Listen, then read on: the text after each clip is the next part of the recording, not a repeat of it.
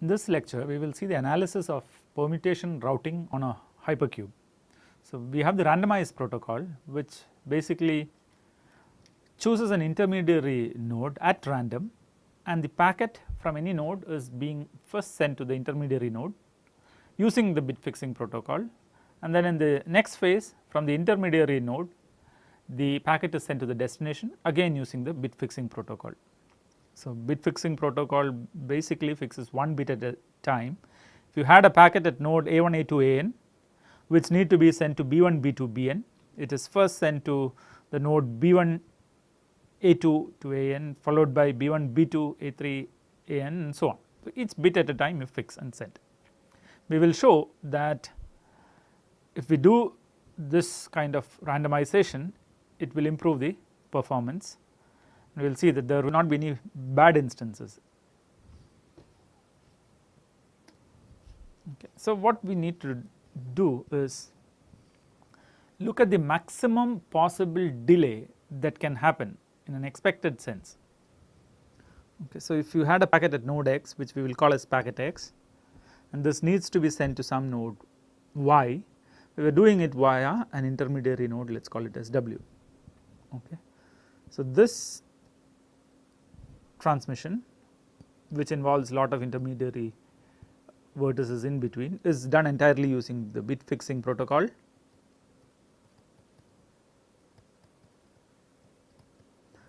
And that is your phase 1, and again the same thing is done, and that is the phase 2, wherein the packet is sent from the randomly chosen intermediary node w to y.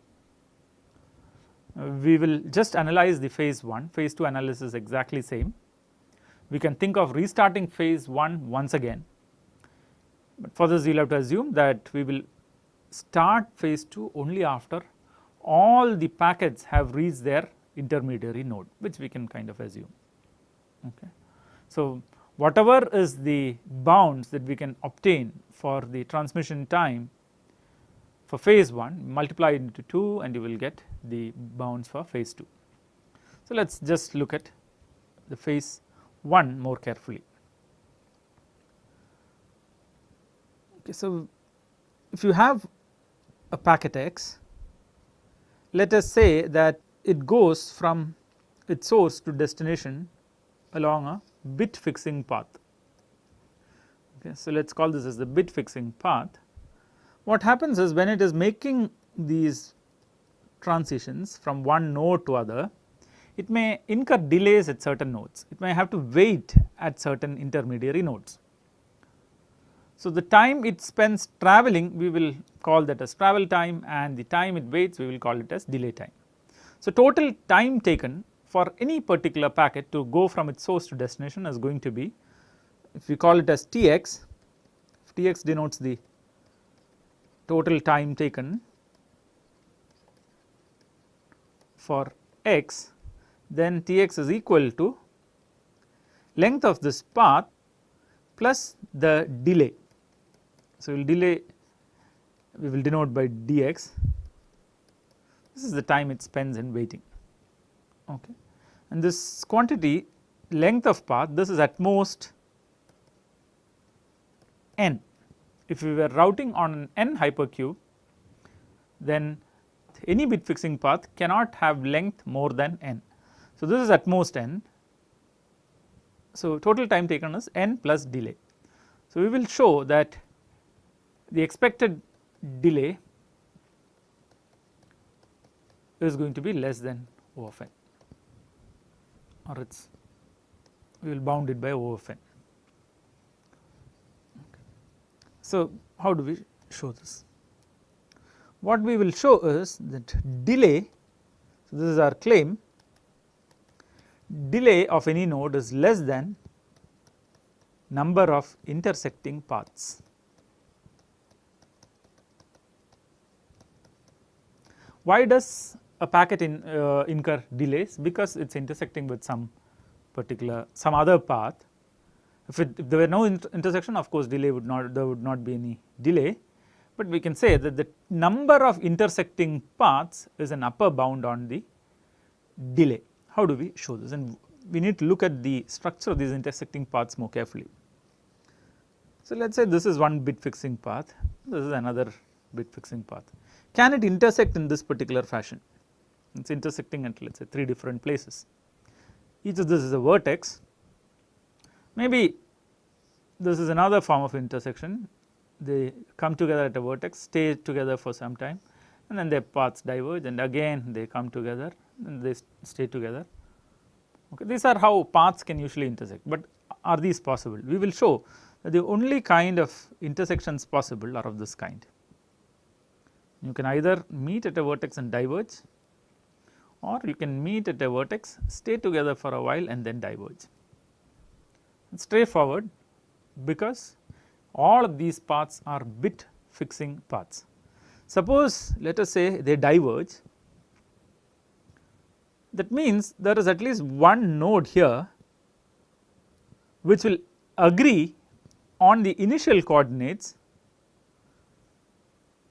with the final destination, and these two, by virtue of the paths diverging, these have different coordinates. If you look at the initial path, so let us say this was a vertex v is equal to v1 vn, okay, and let us say for both these things up to some, I mean all the vertices up to jth position were fixed. Now the fact that they took the next vertex means that one more vertex got fixed, and that vertex is, I mean one more coordinate got fixed. If you look at, let us say, the bitwise representation of the destination, one more vertex, I mean one more coordinate got fixed, and they are different, okay, and therefore they cannot come back together. So that means that if they diverge, then they diverge forever. So this is one possibility. Of course they can come together and they can stay together for a while and then they diverge. They diverge, they cannot again come together again. So this is a fact about the intersecting path that we will use later on, okay. They intersect at one place in one contiguous block, and after that they do not intersect, they just diverge, okay. So that is the kind of paths that are there in bit fixing protocol. But what we want to claim is dx is less than the number of intersecting paths, okay. For proving that,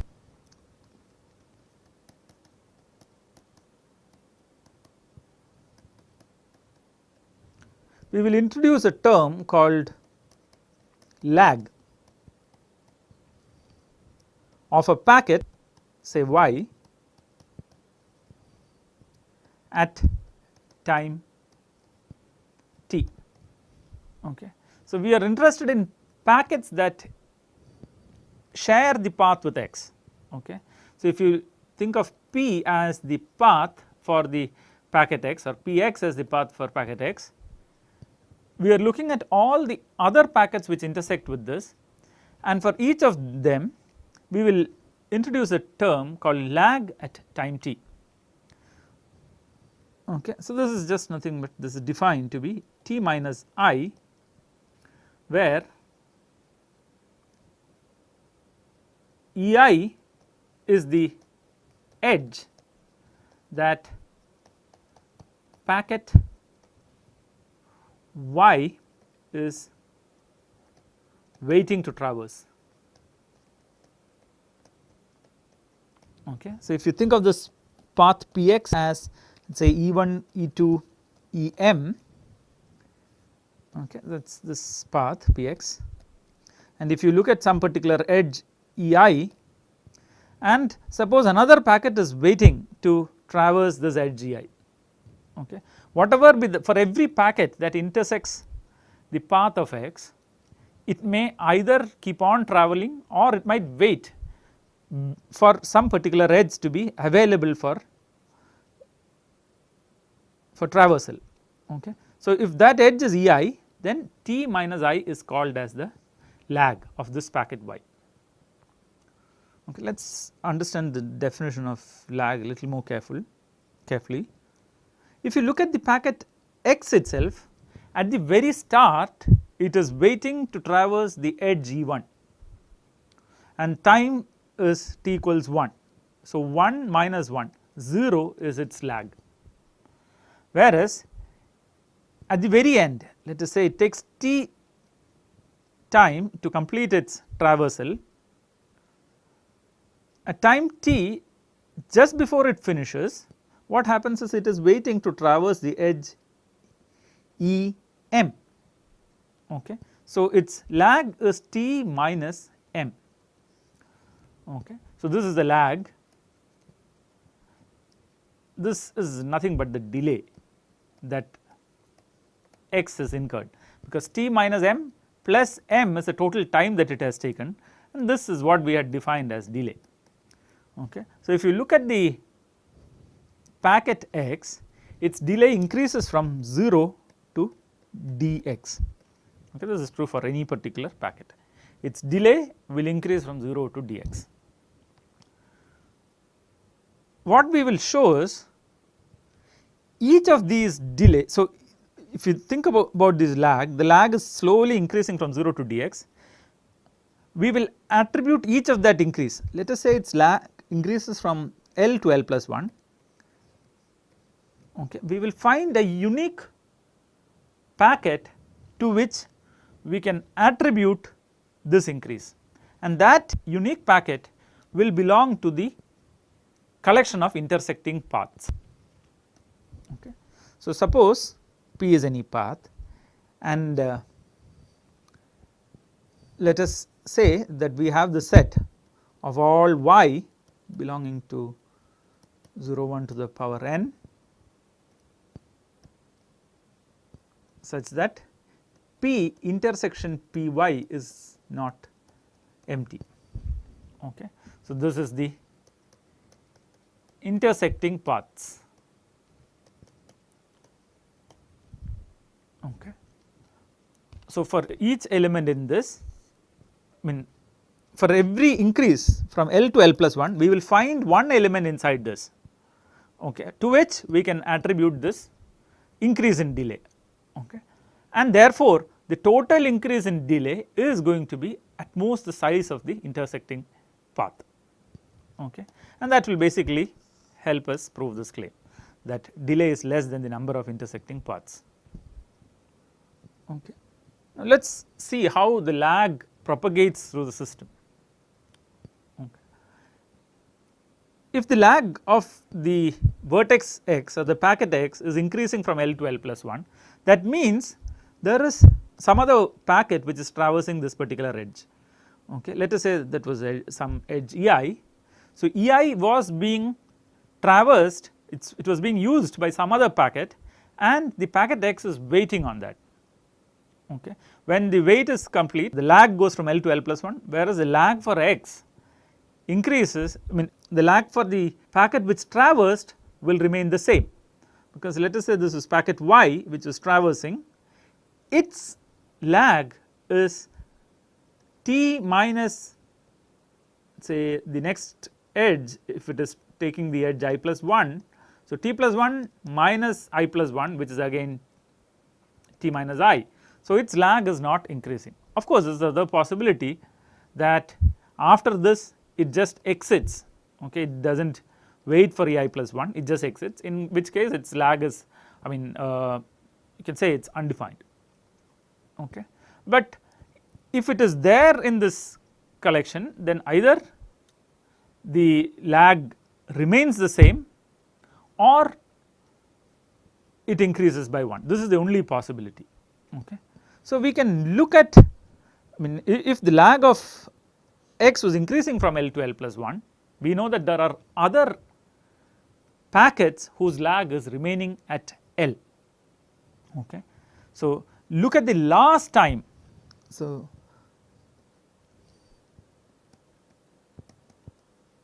look at the last time when a node had, or when a packet had lag L. Okay. That means at the next instance it is exiting the path. We had this path and this was a packet which moved across this, and then at the next instance it is exiting. Okay. Well, if it remains in the system, of course if it remains along this path, it means the lag is not changing, there are other nodes whose lag is L. So, we know that there should be a last time when there is some packet whose lag is L. Okay. To that packet we can attribute the increase from L to L plus 1. Okay. And since each path intersects, it is either of this kind or the kind where it stays together and diverges, we know that the exiting happens only once. Okay. So, since we attribute this change to an exit, we can guarantee that all the increases are essentially belonging to one unique element inside these intersecting paths. Therefore, the total number of intersecting paths is a bound on the total delay. Okay. So, that is the first part. Now, we have to bound the number of intersecting paths.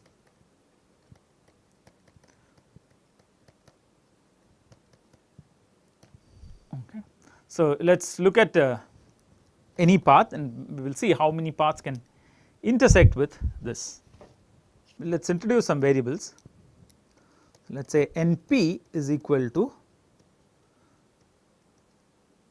so look at all elements belonging to 0 1 to the power n such that Py intersection P is non-empty. Okay. The size of this is what we will call as NP. Okay. So, for each path this could be a different thing, and if P is chosen randomly, NP is a random quantity, and we want to compute the expected size of NP. Okay. Note that NP can be expressed as a sum of IID random variables. Okay. For each y belonging to 0 1 to the power n, the path either intersects with P or it does not intersect. Okay. If you look at a packet starting at y, that might either intersect or not intersect with P, and if you set this as indicator random variables, the sum of them will be NP. We can say that NP surely is less than sum over all edges on the path NE. So, E belongs to P. If you sum up over the edges, where here NE is the number of paths sharing. So, these paths are all bit fixing paths, edge E. Okay. Look at all the paths which share the edge E, their sum is what is, I mean that sum can be said to be always greater than NP. Now, we can just apply linearity of expectation. So, this is going to be less than expectation of summation of any E belonging to P, and this is going to be equal to summation NE expectation N. Okay. So, this is going to be size of P multiplied by expectation of NE, where expectation of NE is the number of the expected number of paths sharing a particular edge. We will show that expected number of edges, expected number of paths through an edge E is half. Okay. This is an easy proof, that is just double counting. If we look at all these paths, by symmetry the number of bit fixing paths which share the edge E should be equal for everything, for all the possible edges.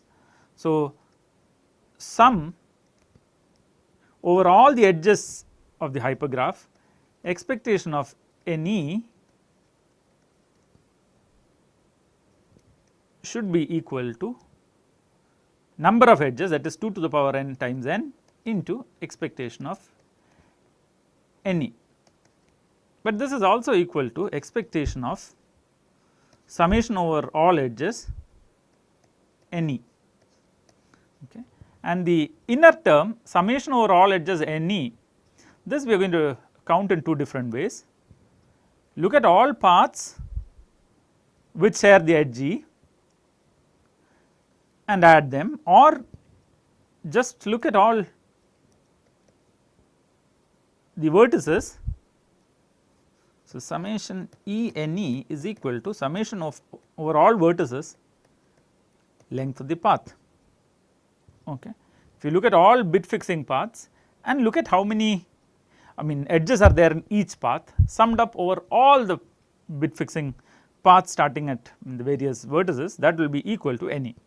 So, this is equal to, so because of this we can write this is equal to expectation of summation over x px, and this is equal to expectation of px times sum over all x, okay. And the total number of x's is again 2 to the power n, and the expected length of a path, okay, each path you can say that since the bit fixing path is formed by flipping a coin, the bit might agree or might not agree, in which case the path expectation of the path length will be n by 2. So, here we get that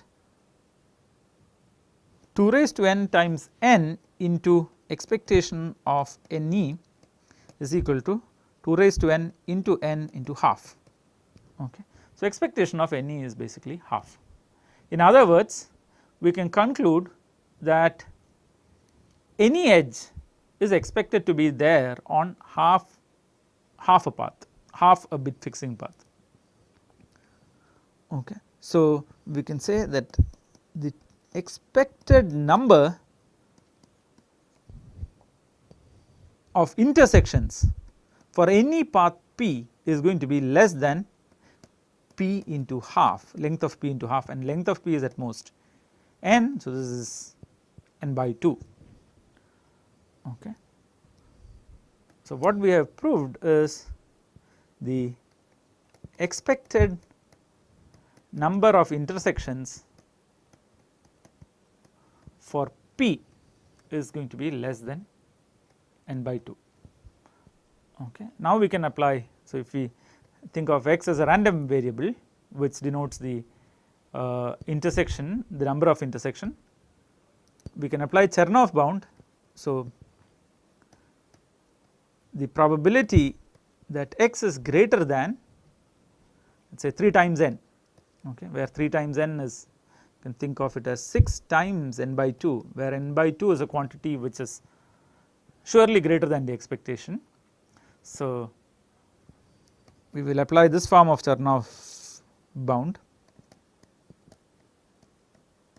x greater than, let us say r is going to be less than 2 raised to minus r when r is greater than 6 times the expectation, okay. So, that equation, that requirement is satisfied. So, this is going to be less than 2 raised to minus 3n, okay. So, in a nutshell, if you take one particular path, the expected number of intersections is at most n by 2, and therefore, the probability that the number of intersections is greater than 3n, okay, that is going to be less than 2 raised to minus 3n, okay. Now, we can take a bound or, so this is for one particular path, there can be at most, any path is uniquely specified by a start and an end because it is a bit fixing path. So, there are at most 2 raised to n times 2 raised to n paths. Take union bound over all of them, you will get the probability that there exists a path on which delay is greater than 3n, that will be less than 2 raised to n times 2 raised to n. So, we are just applying a crude union bound times 2 raised to minus 3n. So, this is going to be less than 2 raised to minus n, okay. So, we can look at the contrapositive that and say that with 1 minus 2 raised to minus n probability, every path will basically be traversed with delay at most 3 times n, and therefore, the total time taken would be 3 raised to n plus the path length which is at most n. So, in 4n time you can say with high probability phase 1 would be complete. So, if we can finish phase 1 with high probability in 4n time, then phase 2 also can be finished in same time. So, in let us say 8n time, the entire phase 1 and phase 2 can be completed. Okay. So, that concludes the analysis of randomized bit fixing, randomized permutation routing on a hypercube.